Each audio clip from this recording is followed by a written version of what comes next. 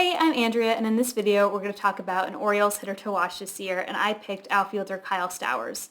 Stowers is a left-handed hitter. He made his major league debut last season, and across 34 games he hit 724 OPS, and I think he's going to do even better than that this year. And the first reason why is because he has above average raw power. And raw power is great, but it doesn't really mean that much if it's not translating to game power. But there are three reasons why I think it will effectively translate for Stowers. And the first reason is that of the 62 balls that he hit into play last year, 50% of them were hit hard, meaning they were hit harder than 95 miles per hour.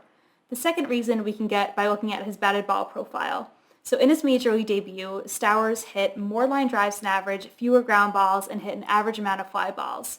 And while that was only a small sample, that mimics his batted ball profile from his minor league career, so I think that is sustainable and a solid expectation for him moving forward to maintain that profile. And the third reason is that his ISO is above average. ISO is isolated power, that's just slugging percentage minus batting average. In AAA, Stowers had an ISO of 263, and for reference, Major League average was 167.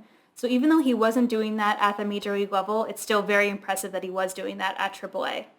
Not only does Stowers hit the ball very well, he also sees the ball very well. So throughout his minor league career, he has swung at strikes more than average. He's also posted an above average walk rate consistently.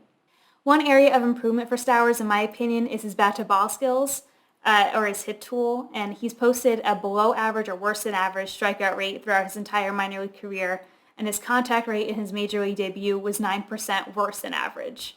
So one area here of weakness for him, I think, is elevated fastballs. If we look at these two heat maps, we can see that Stowers swings and misses or whiffs at fastballs at the top or above the zone at a high rate. And then if we look at the slugging rate, when he does make contact on those pitches, he's not doing much damage against them. So ideally, we would also look at how he does versus off-speed and breaking pitches, but I didn't think there was a meaningful enough sample at the major league level to make any conclusions for that. So it's just something we can keep an eye on this year. A quick note on his fielding, Stowers played corner outfield last year, and I think that's where he'll stay, meaning I don't think he'll be shifted to center field at any point. And I think that because his range is below average, so Stowers has below average sprint speed, and he just looks like he moves slow in the outfield. That being said, he does have an above average arm in terms of strength. The accuracy from like the handful of videos I was able to find of him making relays looks to be below average. So for now, I'll tentatively say that if I was a third base coach, I would send a runner on Stowers. So Orioles fans have a lot to look forward to this season, and I think that Kyle Stowers is one of those players we should all be excited to watch this year. Let me know who you're excited to watch in the Orioles this season. And if you liked this video, please subscribe and follow me on Twitter at ScoutGirlReport. Thanks for watching.